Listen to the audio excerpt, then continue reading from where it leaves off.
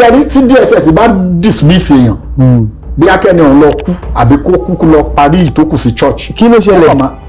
They will follow you to the grave. The reason is ṣé àmọ́ pé kò sí any political office any elective office tó wà ní Nàìjíríà tí ò ní jẹ́ DSS ló máa kọ́kọ́ vet yín starting from council. tó ti ń bọ̀. So tó bá di lọ́la àwọn big companies tẹ́ bá fẹ́ wọbẹ̀ if they want to know your background profile if they want to know your dossier wọ́n máa employ DSS to help them do it. So wọ́n á bẹ̀rẹ̀ pé ilé à dismiss ẹ̀ ni o. So àbí akẹ́ni on travel àbí tó bá lórí ọ̀fẹ́ Ọlọ́run ńlá èmi kan ìrókò kan dẹ̀ ni. So ìbínú ti lè máa wà pé tiẹ̀ pọ̀ mímí kò láìkí ẹ̀ ó mo ti wá rò pé màá resign. Ìgbà tí ọ̀gá wa fẹ́ kúrò ní gọ́ọ̀mẹ̀ntì bó ṣe ń plan mo wá lọ bá ní study room ó dọ̀bálẹ̀ mo ní sàyẹ̀ pé mo fẹ́ rí yín ó ní kí nìyẹn mo ní sà tẹ́ bá ti kúrò ní ọ́fíìsì èmi náà fẹ́ resign ó kàn wò mí báyìí. ètò ńlá ti dé ètò bàbá ètò Oyinmomo. ètò ńlá ti dé ètò bàbá ètò sẹ́ Oyinmomo. ẹ pè é kí n gbọ́ná Oyinmomo Oyinmomo Oyinmomo Oyinmomo. ẹ pè é kí n túbọ̀ Oyinmomo Oyinmomo Oyinmomo Oyinmomo. ẹ káàbọ̀ sí eré ètò máa ní irunmọ̀ lẹ́tọ̀ ètò náà ní irunmọ̀ láti àgbàlá AK Media Concept Limited níbi tí a ti ń ṣe bẹ̀bẹ̀. ǹjẹ́ gbajúgbajà òṣèré tíátà wọ́n ní wọ́n ti ṣiṣẹ́ ọ̀tẹlẹ̀múyẹ́ nígbà kan rí kó tó bí wọ́n wọnú tíátà àwọn náà ni wọ́n máa sọ ọgbẹ́ fúnra wọn. bàbá ẹ mọ̀ káàbọ̀. ẹ ṣeun olóòtú. orúkọ yín lẹ́kùnrẹ́rẹ́. orúkọ mi ni Abímbọ́lá Ọlánrewájú Sunday Oyèyẹmí. arẹwà lọkùnrin. ẹ ṣeun gan olóòtú. àbí bẹ́ẹ̀ kọ́ ni. bóyá ẹ̀yin ni mo jọ. ẹwà yìí pọ̀ wá ẹwà yìí pọ̀ wá. tá a bá ń sọ nípa iṣẹ́ tíátà tí ẹ̀ ń ṣe lénìí oníbitẹ́ ti ń bọ̀ kí ló sún ilé di ẹ̀gàn torí ẹni ṣe gidi lọ́wọ́ tẹ́lẹ̀ ṣáájú àsìkò yìí. ẹ ṣe kí n mú ní kúkúkú mo jẹ́ ọmọ tí a bí sínú iṣẹ́ tíátà bẹ́ẹ̀ ni. bàbá ló ń ṣe ni àbí ìyá. bàbá ló ń ṣe ṣùgbọ́n kò sí bá a ṣe máa porí ajá tá à ní kòkòkò tá a mú sí i. bàbá ṣe ìyá náà ṣe láyé ìgbà ká gbé tíátà lọ sí skul lọ ságbègbè so kò sí bí bàbá ṣe máa rìnrìn àjò tí ìyá ò ní lẹ́ẹ̀kọ́ pẹ̀lú wọn bẹ̀. so a bí mi sínú iṣẹ́ tíátà. oní tíátà ni bàbá yín. bẹ́ẹ̀ ni. tó sì ló kọ́ díẹ̀ bàbá wọn kàn ṣe. bẹ́ẹ̀ ni wọ́n ló kọ́. ẹja mọ̀ wọn ẹja mọ̀. orúkọ wọn ni Sunday Abọ́ládé Oyèyẹmí. bẹ́ẹ̀ ni. táwọn yẹn mọ̀ ọ́ sí. Owóyalé ní stage name wọn. nígbà yẹn lọ. bẹ́ẹ̀ ni nígbà yẹn lọ. l'Oǹdó Èkìtì ni àbí níbo. ní Oǹdó Èkìtì Abẹ́òkúta wọ́n parí ẹ̀ sí Dìrókò kó tó di pé wọ́n jọ́ lọ́hùn ní pé. Ọlọ́run foríjì wọn. àmín Ọlọ́run. ó tẹ́ wọn sáfẹ́ rí. àmín. so lóòótọ́ mi ò ríra mi bí ẹni tó máa yanṣẹ́ tíátà láàyò ṣùgbọ́n ohun tí mo mọ̀ ni pé níwọ̀n gbà tí mo fẹ́ pé ọdún bíi 10 àbí jù bẹ́ẹ̀ lọ díẹ̀ ìyá tó bí mi lọ́mọ ni mo wá sọ fún pé mo fẹ́ máa ṣe tíátà ní church. a ní group àwọn kan wà ní church wa ń gbà yẹn. church ìlú wo ń bẹ. ṣe God bless you Christ Apostolic Church World Soul Winning Evangelistic Ministry that is WOSEM tá a gbé kalẹ̀ látọwọ́ bàbá wa Timothy Olúwọlé Ọbádáre. so ní ọdún yẹn lọ́hùn ní Ondo town ibẹ̀ ni zone headquarters wà mo wá sọ fún ìyá mi pé mo fẹ́ máa ṣe tíátà ó wù mí wọ́n wá ní ṣèbí tí bàbá yẹn ṣe náà ni pé kò sí yọnu wọ́n wá pe ẹni tó jẹ́ olórí wa ńgbà náà olórí àwọn a máa ń pe bọ̀dá yẹn orúkọ wọn gọ́gọ́ mi ò fẹ́ rántí má bàa máa ń pè wọ́n ní bro Nasco. Nasco àwọn àti brother Michael méjì ni wọ́n tó jẹ́ bí ọ̀rẹ́ náà ń darí ẹ̀ ìgbà tó máa sọ fún ọ̀gá wa yẹn gbà wọ́n sọ fún ẹ pé ọmọ ilé òun fẹ́ máa ṣe tíátà ẹni ìwọ́n ní ṣé ọmọ kékeré mọ́mì mi wá dáhùn pé ṣe bó ní tíátà ni bàbá ẹ̀. so that was how it started. Wow. Wọ́n wá they now brought me into the system then I think nígbà yẹn I was like 10 years or 11. 1980 something. Now, I mean 80 something years. Now, ìgbà tí mo wá bẹ̀rẹ̀ tí mò ń ṣe ní church, àwọn yẹn ti wá dàgbà, wọ́n ti marry, wọ́n ti kú, wọ́n ti wá sẹ́kọ̀ọ́.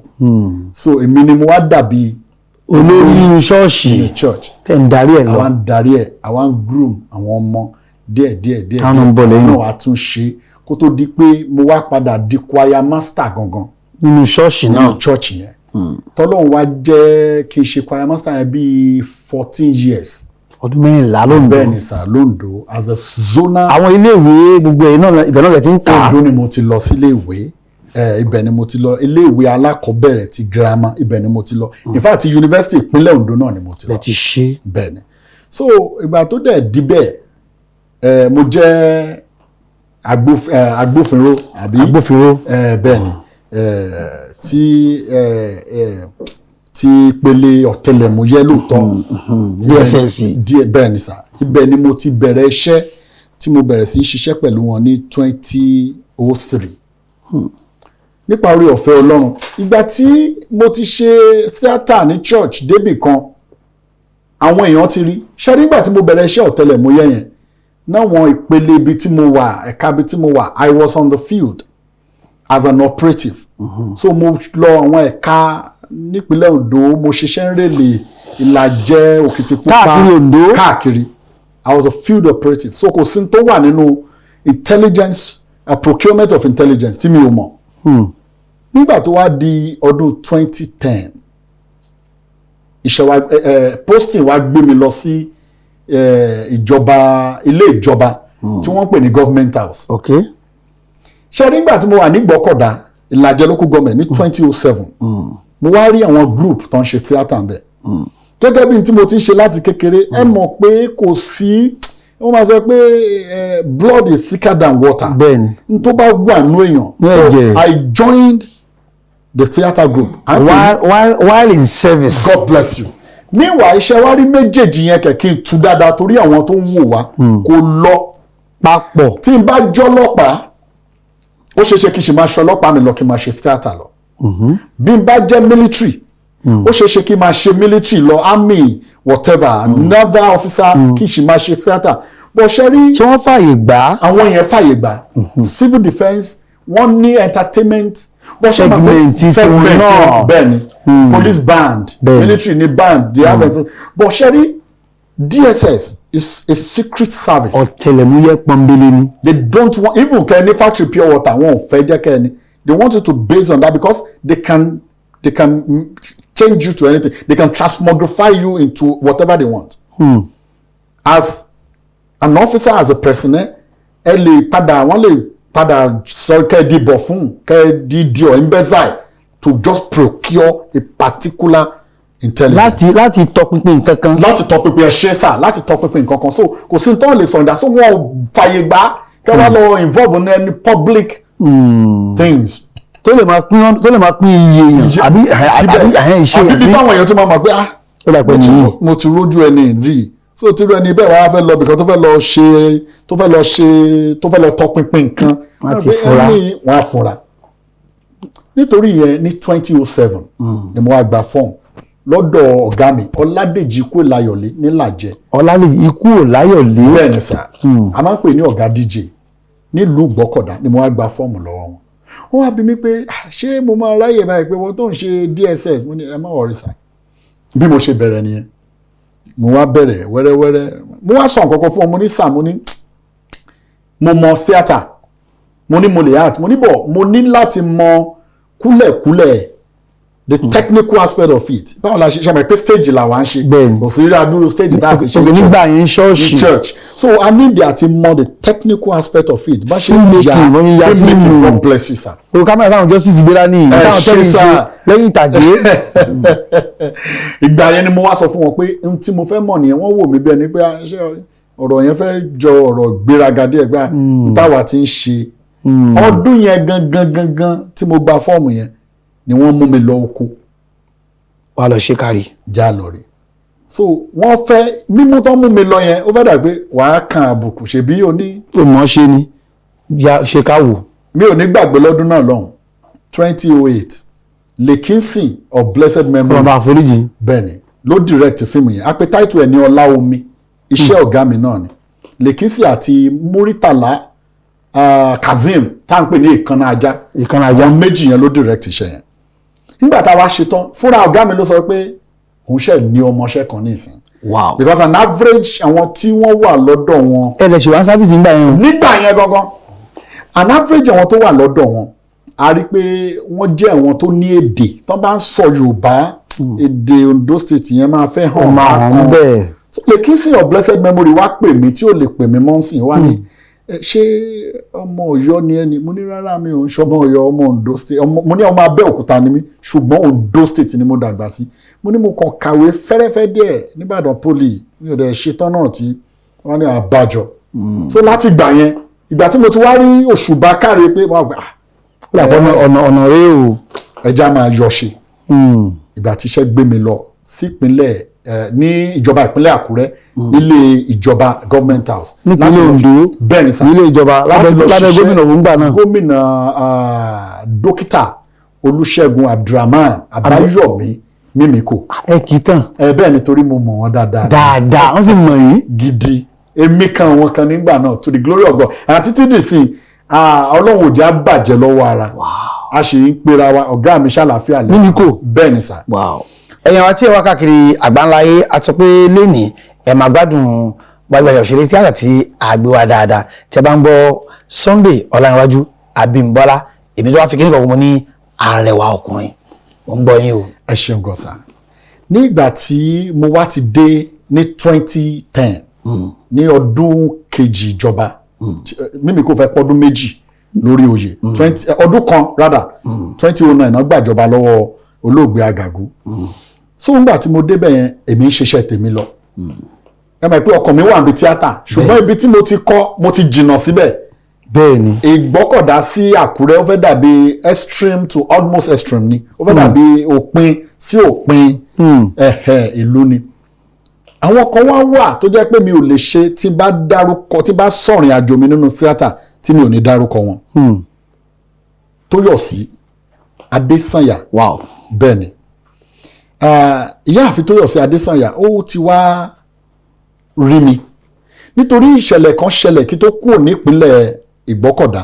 kẹ́tọ́kùn ní agbègbè Ìgbọ́kọ̀dá agbègbè God bless you sir kí tó kúrò ńbẹ̀ wọ́n wá gbé wọn wá ṣe eré orí ìtàgé wọ́n pè wọ́n wá as a superstar as a star actor wọ́n gbé wọn wá èmi náà wá fi ṣọkọ wọn nígbà yẹn lórí ìtàgé so ohun tó wá rí yẹn àwọn náà ti fi sínú.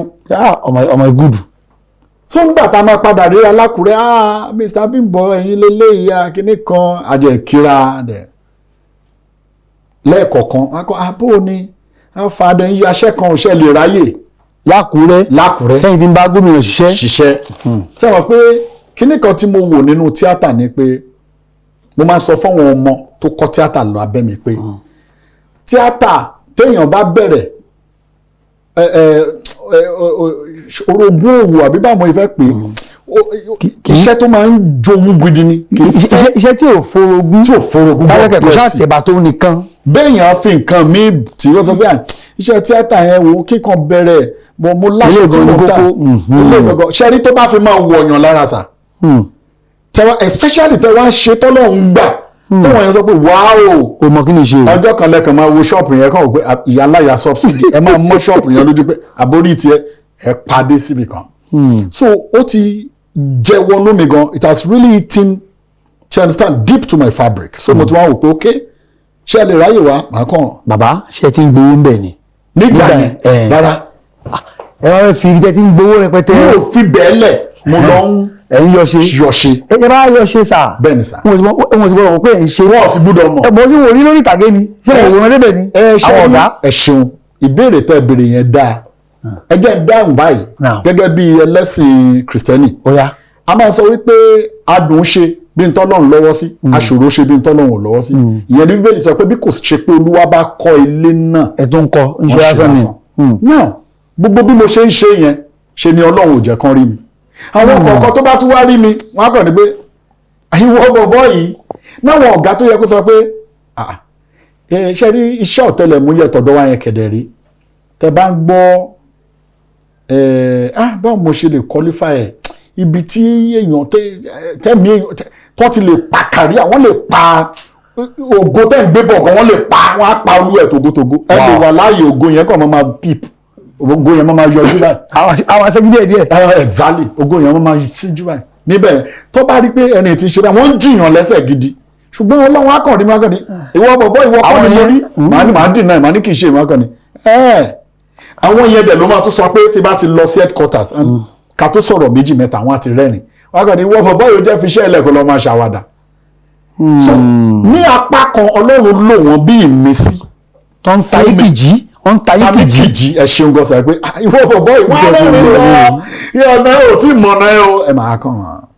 now ìgbà tí mò ń ṣe bẹ́ẹ̀ tó wá di ọdún kan lọ́hùn ọ̀gá tí ó jẹ́ olórí àwa ọ̀tẹlẹ̀múyẹ́ lọ́dọ̀ gómìnà ńgbà náà ó jẹ́ ẹni tó fẹ́ràn mi ó dẹ̀ rí pé tí mò ń ṣe yẹn léwu òun mọ̀ kò ṣeé dìnnà ẹ̀ fóun tiẹ̀ ó mọ̀ ẹni tó fẹ́ràn gbogbo àtàwà lábẹ́ ẹ̀ ni mi ò lè gbàgbé wọn láíláí àgbà wọ́n ti di ọ̀gá báyìí lẹ́nu iṣẹ́ yẹn wọ́n sì wà lẹ́nu bẹ́ẹ̀ ni tó rán ṣe dáadáa ni wọ́n á ní máa bọ̀ bí ń bọ̀ n tó ń ṣe yìí má jẹ́ kí lẹ́nu tèmi o mi ò sínú ẹni tó máa lọ kó báyìí but bóyá kó máa nítorí tí bá máa lọ àwọn ni máa gbọ́ fún mo lè ní nítorí gbà yẹn mo ń ṣe program lákùngbà wọ́n lè sọ pé ọ̀gá a ní test wọ́n kàn ní ó dáa ṣáà tètè lọ ọjọ́ tó bá ti mú ẹ tiẹ̀ bá ẹ èmi ò lọ́wọ́ sí o so à ń ṣe ń gbà náà ó wá di ọdún kan Tóyọ̀sí Adésànyà wá pè mí síṣẹ́ kan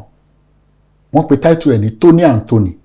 Tony Anthony eré léèbó ni. rárá Yorùbá ni. okay. Tony Anthony that is Anthony ẹni the first name ó dàbí name and surname. okay Tony Anthony God bless you. okay kò ṣe àti mo gbé Tony Anthony. wọ́n wá pè mí àwọn tí mo wá bá ṣiṣẹ́ lọ́dún náà lọ́hùn Múyìwá Adémọ́lá Antalaniyan wọ́n wá fi mí síbi tí wọ́n á ti lè discover pé actor wà ibi tó jẹ́ pé ẹni tó yẹ kán pè wá bẹ̀ àwọn ẹni tó ti mọ̀ tó mọ̀ pé ọ̀rọ̀ máa dá ṣáká lẹ́nu ẹ̀ ó tó gbangba sùn lọ yẹ wọ́n lè fún nírú róòlù yẹn mo wá jọmọ lẹ́yìn Múyìwá Adémọ́lá tún bèrò ni Anta jẹyọ kan Múyìwá Adémọ́lá jẹyọ kan so àwọn àtàjọmọ Múyìwá Adémọ́lá èmi Don Richard lọ́hùn Ibrahim Chatta and all that.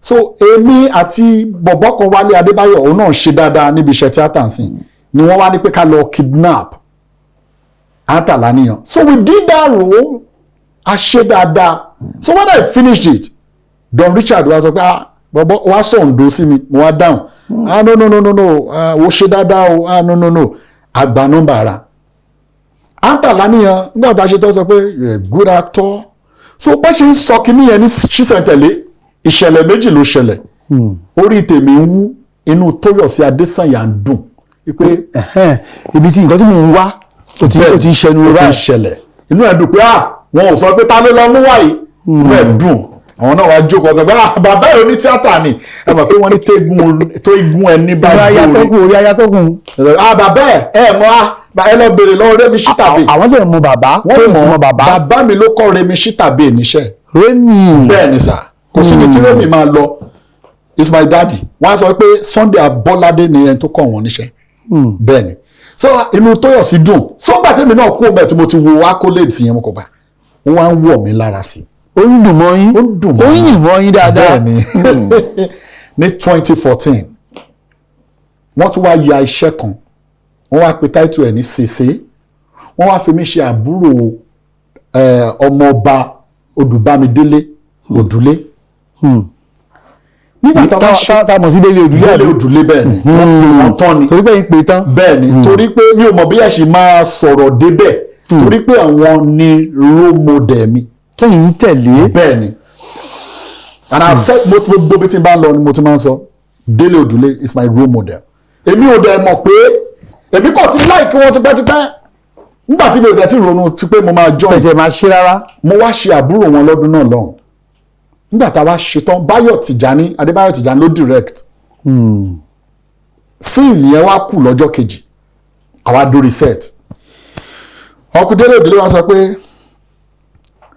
kí lorúkọ ẹ̀ mo ní Bímbọ́ ni sà Báyọ̀ mo ń bọ̀ náà ẹ jẹ́ kí ayé káwọn èèyàn mọ̀ pé gbajúgbajà òṣèré tíátà náà ni àgbéwá ibi tí wọ́n ń gbé wa lọ ibi tí ó lágbára gan ni bóò ni ẹni tí ó jẹ́ DSS ṣe padà di òṣèré tíátà ní ìdíje tíátà wọn kan sọ pé kò sówó ń bẹ̀ ọ̀rọ̀ ìlágbára pọ̀ lónìí ẹ máa bá wa ká lọ. ìgbà tí wọ́n wá pe Adébáyọ̀ Tìjání wọ́n wá ní pé kí ni mo sọ fún ẹ lánàá Adébáyọ̀ Tìjání kọ̀ dáa pé ẹ sọ pé látìgbà tẹ́ ti ń wá sí Ondo State pé ẹ ò rí actor kankan rí ju àná pé and it's this boy.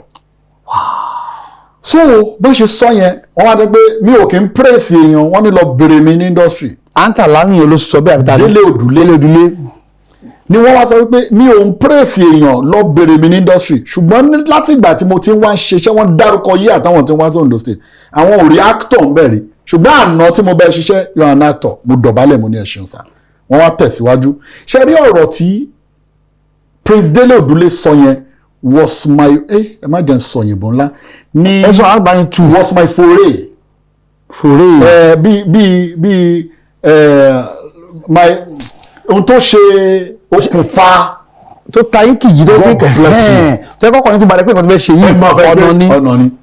wọ́n wá sọ wípé my brother the only advice ti máa fún ẹ ni pé tó bá fẹ́ yan theatre as your career má bẹ̀rù but the only thing is spread your tentacles.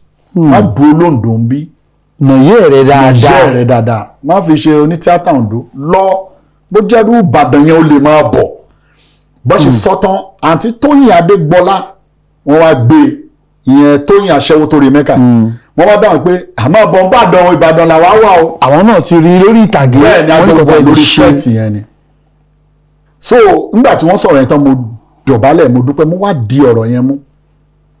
thereafter nípínlẹ̀ Ondo àwọn èèyàn ti wá fojú sí mi lára àwọn bíi Tọ́pẹ́ Fátúròtì Ògìdán director kan wà bẹ́ẹ̀ wọ́n pè ní Ọ̀kín ló máa wá pápá pè mí jáde láti wá lò jù nígbà yẹn wá lọ ní first person lẹ́yìn ìgbà Tóyọ̀sí ti jẹ́ kọ́ mọ̀ pé òní tíátà ni Tóyọ̀sí ti ṣiṣẹ́ tí wọ́n pé ọkàn mi balẹ̀ ń sìn. mo ti tà á fáyé nígbà tí ẹ wá òkè kàtẹ́ mi báyìí bóyá ṣe àpàlà á fìwé lẹ̀ tẹ̀fẹ́ akọjúmọ́ fíìmù yẹn. ẹ ṣe kí n gé straight nígbà tí ó ti wọ̀ mí lára mo ti ṣe oríṣiríṣi mo ti wá dáríra mi pé mo lè ṣe kinní nípa oore ọ̀fẹ́ Ọlọ́run ní 2016 mo ti wá produce first movie mi.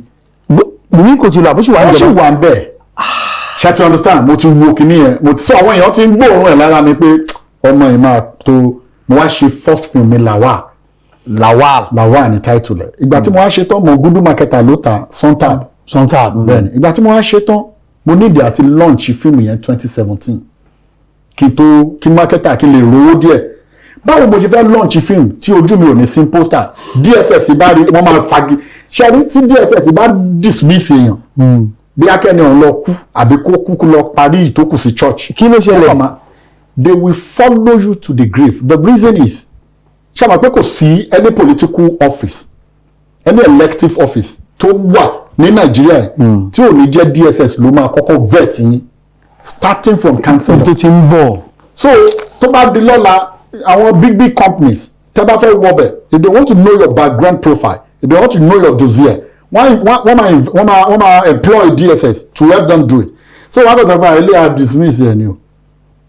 so àbí akẹ́ni on travel àbí tó bá lórí ọ̀fẹ́ Ọlọ́run ńlá so mo ti wò pé àwọn people yìí èmi kan ìrókò kan dẹ̀ ni so ìbínú ti lè máa wà pé tí ẹ pọ̀ mímí kò láìkí ẹ̀ ó mo ti wá rò pé màá resign ìgbà tí ọ̀gá wa fẹ́ kúrò ní gọ́ọ̀mẹ̀ntì bó ṣe ń plan mo wá lọ bá ní study room ó dọ̀bálẹ̀ mo ní sàì pé mo fẹ́ rí yín ó ní kí nìyẹn mo ní sà tẹ́ bá ti kúrò ní ọ́fíìsì èmi náà fẹ́ resign ó kàn wò mí báyìí ó dàbí action film ni ẹ mọ̀ eye contact God bless you mo kàn ní bẹ́ẹ̀ ni sà ó ní kí ló dé mo ní sàì pé mo fẹ́ lọ sí entertainment ó lóun mọ̀ pé mò ń kọrin because gbogbo ìgbà yẹn mo lẹ́bùn orin mo ní band so ẹni ìnáwó tó máa ń ṣe ní government house ebi ni mo máa ń kọrin màá kó band mi wá. ìyẹn ò DSS lọ́wọ́ náà yàrá. rárá ó di lọ́wọ́ bọ̀ ṣé ẹni tọ́nà bá gbà fún yàn èyí ṣáà rí ẹ̀ráyé lè tí ẹ̀ránú gbà. ẹ̀yin náà máa ráàánú gbà. àmì ọlá ojú tó wò mí àmì náà ṣe gbogbo aráàánú gbà. so àwọn náà wọ́n mọ̀ pé mò ń kọrin mo ní bẹ́ẹ̀ ní sáyé pé bọ̀ mo fẹ́ lọ sí acting wọ́n ní acting wọ́n ní Kẹ́mi sọ pé ìyàwó wọn nìyẹn o Kẹ́mi sọ bẹ́ẹ̀ pé òun rí ẹ lórí screen one of these days mo wá dúró ní it's okay pé if that is what you have chosen pé ọlọ́run afẹ́ àlùbáríkà sí tí n bá wá resign tí n bá ṣiṣẹ́ pẹ̀lú àwọn as a personal security aid at least màá tún máa rí nǹkan bẹ́ẹ̀ àdúpẹ́ sà so mo ti wá ní at least back up tó lé pé 2017 mímí kò kúrò ní February mo fìwé lẹ̀ ní July wọ́n dáwé padà lọ́ctober mo drop ìbọn mo drop ID card wọ́n fún mi ní retired officers ID card à ń gbé káàkiri kò síbi tá a lè gbé wọ̀. bẹ́ẹ̀ ni sà bí mo yẹn ń lọ tí mò ń drive lọ pẹ̀lú orí ọ̀fẹ́ Ọlọ́run bọ́lọ́pàá bá dá mi dúró esprit de corps ni. ní gbogbo Nàìjíríà yìí. bẹ́ẹ̀ ni sà esprit de corps ni which corps DSS tá a bá ti yọ ID card àpọ́nlé yẹn wà bẹ́ẹ̀ it's one of the best regimented organizations. ẹ ti ẹ̀ kú òun bẹ́ẹ̀ tí kìí ṣe pé wọ́n lé nílé kú lé. láìsí kọ́nu kọ́họ̀ bẹ́ẹ̀ ni so mo wá kú ní 2017. bàbá kẹ tó kú òsà ẹni kì í sáré ìyàwó ilé díẹ̀ mo nígbà pé ẹ ti níyàwó ń gbà yẹn. bẹ́ẹ̀ni. ìyàwó wà nílé ó wà bẹ́ẹ̀ni àwọn ọmọ wà ẹ sì fẹ́ fi iṣẹ́ tí ẹ ti ń gbowó ńláńlá ẹ fẹ́ fi ilẹ̀ ẹ fẹ́ lọ ra àwọn oníṣẹ́ àtà kí ni ìyàwó yìí sọ.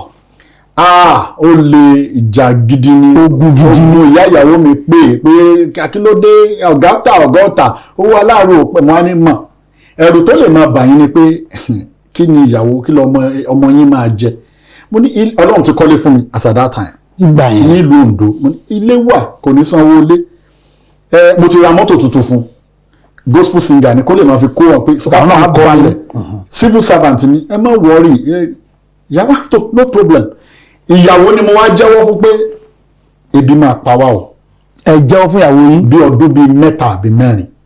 kọ́ ṣe mọ̀ mí. ebi á pa wá o ó wá dúró pé ó ní Ọlọ́run ò ní jẹ́ kí ebi pa wá. àmín. dáwọ̀ sọ wọ́n á fi ìgbàgbọ́ àti àdúrà wọ́n fi tẹ̀lé títí. nítorí ìjọba àsìkò torí alẹ́pẹ̀kì ní èmi gan gbádùn yín dáadáa àwọn tó ń wò wá káàkiri àgbáyé làwọn náà ń gbádùn yín dáadáa fíìmù ilẹ̀ ti ṣe torí àátúgbò ìpara wa o ẹ̀ sì ń parabọ̀ lórí ìtàgé àwọn àyànnà rẹ̀ níbẹ̀ ilẹ̀ ti ṣe. nípa orí ọ̀fẹ́ Ọlọ́run mo ti ṣe 5 báyìí bẹ́ẹ̀ni ìyàwó tí wọ́n bá ń fìgbàgbọ́ kún bá yẹn ṣé wọ́n ti wà nù sinimá tẹ̀ ń ṣàbí àwọn òsì bẹ̀ rárá. kò sí nínú ẹ̀. ẹ̀yin lẹ fẹ́ ni àbáwọn ni wọ́n fẹ́ ṣe. kò ṣe pé kò fẹ́ náà ṣùgbọ́n orí ọ̀fẹ́ ò kàn yọ ni èmi ń kọrin tẹ́lẹ̀ èmi ti wá forin lẹ̀ fún òun ti ń kọ gospel èmi ń kọ ẹ máa pé kìdẹ̀ tán lára ọmọba kó má kú kò sígbà tó rin dé tí mi ò lè kọrin ṣùgbọ́n mo títí di báyìí. ẹ kọrin fún mi ẹ kọrin fún mi lè ṣe kékeré àti ní ẹ̀kọ́ ní ẹ̀kọ́ ní tẹ bá mú ẹ̀kọ́ ní tẹ bá mú. ẹjẹ ẹkọ kọ báyìí pé ẹ bá mi tọ́jú olóòtú o ẹ tọ́jú olóòtú o ẹni re gbogbo èké méjà tó gbọ́ mi lọ́wọ́ tẹ bá ti gbóhùn mi Lánrè Samuel ló ń kọrin ojú tẹ fi rí mi kò ní fọ́ o etí tẹ fi gbóhùn mi kò dẹ̀ nídìí bàbá ó pọ̀ nílẹ̀ bí ìyanrìn oko. ẹ ṣeun tí ẹ bá débi o láti lè ṣe AK Media Concept ibi tí a ti ń ṣe bẹbẹ àwọn èèyàn ni wọ́n ní kí a gbé ilé àgbè fún yín. ẹ ṣeun mo dúpẹ́ lọ́wọ́ iléeṣẹ́ AK Media Concept tí wọ́n ṣe ìmọ̀ tí wọ́n gbé ilé fún wa ẹ ṣeun àdúpẹ́ o àti iléeṣẹ́ tí wọ́n ṣe tó ń ṣe dàbí ẹmújáde kan rí ẹmújáde ó lọ fáwọn ọba tí mo ọṣẹ Viva àwọn náà ní ká iléeṣẹ́ tí wọ́n ti ń ṣe ọṣẹ Viva àdúpẹ́ o gbogbo ẹ̀gbin tó wà ní ayé tí yín náà Ọlọ́run á fọ̀ mọ́ o àdúpẹ́ lọ́wọ́ gbogbo yín God bless you iléeṣẹ́ yín ò ní jóná ẹ wo sáà gbogbo ibi tó yẹ kẹ́ ti pàṣẹ àmín tẹ́ ṣe ń gbàṣẹ àmín àánú tẹ́ máa lọ fi pàṣẹ mbẹ Ọlọ́run máa yọ̀ǹda ẹ̀ fún yín àti gbogbo ojú tó wò mí. àgbègbè ìtẹ́ ìwà náà káàkiri àgbàlá ètò eléyà àti ilẹ̀ parí ẹ̀ báyìí lónìí a tún gbé ọbọ̀ ní pẹ̀lẹ́pẹ̀lẹ́ ní kánmọ́kánmọ́ ní kíákíá ni bàbá ẹni tí agbálò náà ni Bímbọ́lá Sunday Ọlánrewájú ẹ mọ̀ ṣeun ẹ kí àwọn èèyàn tí wọ́n wí pé ẹ sọ fún ẹ kí wọn kẹ sọ fún pé ẹ ń padà bọ̀. mo kí gbogbo àwọn èèyàn tó ń wò mí ẹ̀yin olólùfẹ́ mi bàbá màmá ẹ̀gbọ́n àbúrò akẹgbẹ́ mo kí gbogbo yín mo kí iléeṣẹ́ yìí lóòótọ́ mo ń padà bọ̀ bí o kó tó dìgbà tẹ́ máa padà rí mi mo gbàdúrà fún yín bàbá rẹni ti kó àjọ àwọn àgbà ayérayé àwọn ìka ènìyàn nídìílé yìí tó ti kó àjọ táwọn fẹ́ dájọ́ táwọn ọmọ ológun tó fi bá ń dájọ́ tó dẹ̀ fojú sí yín lára kó tó dájọ́ ikú máa já ẹ̀mí wọn. Jésù Olúwa wa. àmín àmín àmín lórúkọ Kristi Adéolúkàsí ní orúkọ tèmi o ọmọ ọba ní Sàárẹ̀ Olú Sàárẹ̀ ọmọ Adéròmú Ajíkànjé ó dàbọ̀.